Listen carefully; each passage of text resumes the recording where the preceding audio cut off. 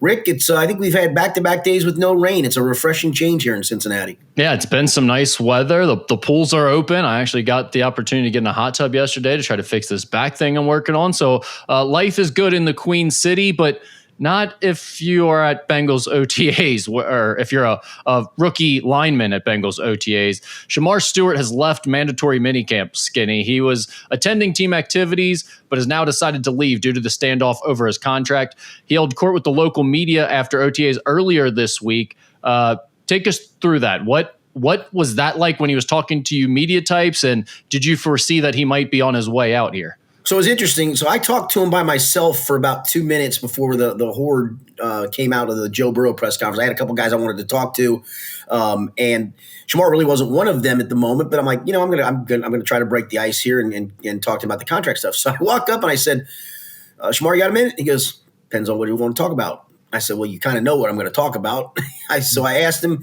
He was kind of icy, and then he kind of warmed up, and he finally got to a point where he said, I don't understand. This whole thing is just stupid.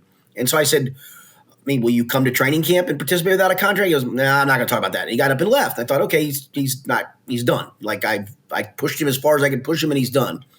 So I go to talk to another player, come back. Everybody comes in from the Burrow press conference, and I look over, and Shemar had just sat down, and Kelsey Conway from the Enquirer walked up to him, and the horde kind of followed, and he kind of held court for about another 3 to 5 minutes. And I think it got to the point where maybe after talking to me, he realized, you know what, I'm laying all this out for everybody. And I think he really came back intentionally to try to really voice his frustration. Now, the weird part to today, and we're doing this on Thursday after the last mini camp practice, so they're on their break now for the next 5 weeks until training camp, was apparently his agent told a reporter that he didn't want to be a distraction. That's why he's left. Well, dude, you made it a distraction by leaving. I mean, it became worse by leaving, in my opinion. He said his piece on Tuesday. We all reported it. And at that point, it's just a standoff. But when you opt to leave, that is a distraction. Yeah, and I mean, his agent is a bit of a, I don't know if you want to call him goof or you want to call him controversial or whatever, but he wants to be in the muck. He wants to be slinging and get his name out there, clearly based on his actions and the way he's handled this so far. So I don't believe his agent at all with anything he's saying about that. He wants more attention. He's not trying to limit distractions. Who do you think told Adam Schefter this morning that he had left camp? Exactly. So that's BS. But that being said, last I checked, I know Adam Schefter probably only has like 102 followers on X. So his voice isn't very. Seriously, dude, you didn't want to be a distraction. You made it one. Yeah, you do want to be a distraction. But that being said, again, we've talked about this multiple times. I find it very hard to take issue with Shemar Stewart's side on this. No, I'm with you. Yeah, absolutely. Now, I don't know. Maybe you feel like he should stay at mandatory minicamp. He should be at the team activities. That's fair. But I do, to his point, like at a certain point in these negotiations and the standoff process, it's like, do you guys actually care about winning football games, or do you just care about winning an argument here? And you feel like maybe you have to put a little more pressure and make them take it a little more seriously. I don't think it's like him being a diva or him being dramatic situation. I think he's in the right, and I think he's probably doing what he feels like he needs to do. Yeah, I just don't understand what today was all about, though. I really don't. I mean, you've been the good soldier to this point. Stay that way. Hopefully something gets done between now and camp. If it doesn't, you want to dig your heels in again then. The only thing this does is make the family want to dig their heels in even more on this issue. Well, there was the report out there that he might be trying to find a way out and like foregoing this year or something. Do you think there's any legitimacy to that now that he's gone this far to leave camp? Absolutely. I mean, if he's not going to blink it out, and really this isn't, again, I just want to make it clear. He knows what money he's going to make. The Bengals know what money they have to pay. That part's right. Not even negotiable. It's $18.8 million. So it's about some language in the contract that they don't feel comfortable with and the family doesn't feel like it wants to back off of. So where are we at? This isn't about the Trey Hendrickson, he needs to come down on his offer. They need to come up a little bit on that. No, this is about just some wording in a contract. Skinny, the way I understand, and again, it comes down to what's guaranteed is the way I understand it. No, the whole contract, rookie contract is going to be fully guaranteed. It's a matter of when do you get those guarantees. And the Bengals are trying to give themselves a little bit of wiggle room. in case, let's just say, he gets suspended, that they can get out from some of those guarantees. Right. So it basically comes down to it getting guaranteed. And as I understand it, there are other NFL teams who have started putting this language in contracts. The Bengals aren't the first to try to do this. That is correct. But yes. I found that out actually in the last day or two. That is right. But this is also the first time that the Bengals have tried to put this wording into a rookie deal. So they want the exact wording Amarius Mims had last year. And literally that, and I don't know why that's so difficult. I mean, yeah, I guess if other teams are starting to put some language in, but the problem with the Bengals is they simply, and they've earned this, they don't get the benefit of the doubt on this stuff. They just don't. Right. And there is a ripping the Band-Aid point for a decision like this, right? If you're going to change the wording in your contract, someone's going to have to be the first guy, and you're going to have to stick to your guns at some point. The thing I come back to with the Bengals is this the time to do it with a guy who you have deemed clearly very important based on the way that you've handled the offseason and based on the fact that Trey Hendrickson is still threatening to hold out. Shemar Stewart is clearly a very important piece of this roster right now, and you are deciding to quabble over something very small, a negotiation thing that you've always done previously. So this would be the first time that you would be getting your way in this situation. Why is this the moment to do that? I just don't understand it. Right. In the leverage for Shemar Stewart at the moment is Trey Hendrickson is balking at playing, right? And so you feel like you have a little bit more importance and that you want it done your way. The Bengals, the leverage may come back to the Bengals side of this argument. If let's just say they do come to terms with Trey and Trey signs and they look at Shemar and go, you don't want to sign, you don't have to sign. It's up to, we got our guy back and we'll figure out the rest. I don't think it's a great way to operate, but I do think these two are a little bit intertwined at the moment. It definitely seems that way. What is the next step? Is it just one side caves or do you think there's any more interaction here? I don't. I think one side has to cave on this. I think one side has to blink on this, and the Bengals don't blink very often, if at all. And the bottom line is over wording in a contract and trying to do something for the first time. And yes, if other teams have done it, okay, whatever. But you doing it for the first time and them completely balking at that option of it.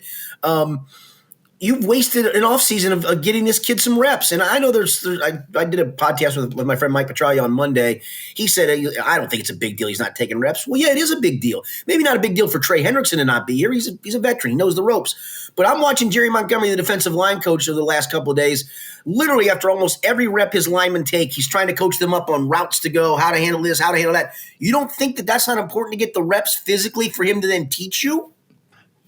Beyond that, I know these guys are professionals. I know they're grown-ups and they're getting paid a lot of money. But Skinny, you know that feeling of it being the first day for anything, a new job, first day of school, whatever it is. There's a little bit of butterflies. You're trying to be like, am I in the right spot? Am I doing things the right way? The pace of it is a little like, oh man, I'm trying to keep up here. I don't know everything. I don't know the next step for each thing like all these other guys do. When you're behind and you step in, you're just trying to catch up initially. You're not necessarily catching everything that people are trying to teach you. You're not picking up on all the details because you're simply trying to acclimate yourself. That's what the past few weeks have been about, is that acclimation point. Now he's going to be doing that when everyone else is trying to hit the ground running and being on point, preparing for the season. And that may sound small. It may sound insignificant.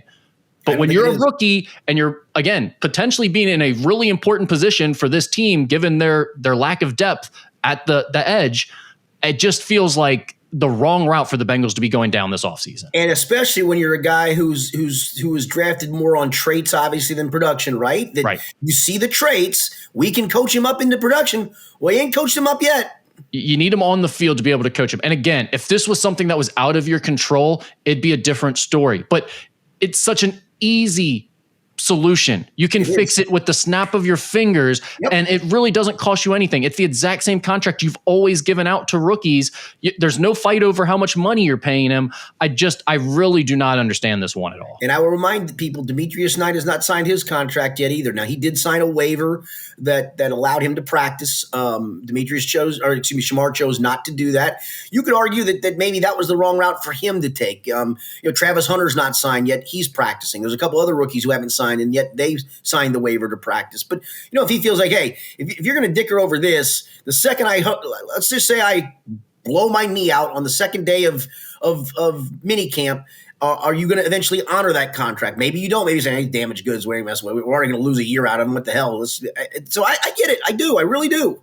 Do you think maybe the Bengals specifically or NFL teams in general need to think more about the agents of the players that they're selecting when they're drafting? Possibly. I think that's a lot of deep diving you'd have to do, though, right? I mean, I don't even know how deep you could get into that dive of. But a lot of these agents are known. I mean, it's not like you have tons of new agents every year, right? A lot of them are the same guys that are doing. You get a feel for who the ones that will work with you are, and who the ones that are going to create drama and not sign contracts and stuff like that. I mean, it does, to your point, like guys like Travis Hunter are pretty big names that are out there practicing without the contract signed. It's a little bit surprising that Shemar Stewart maybe isn't doing that.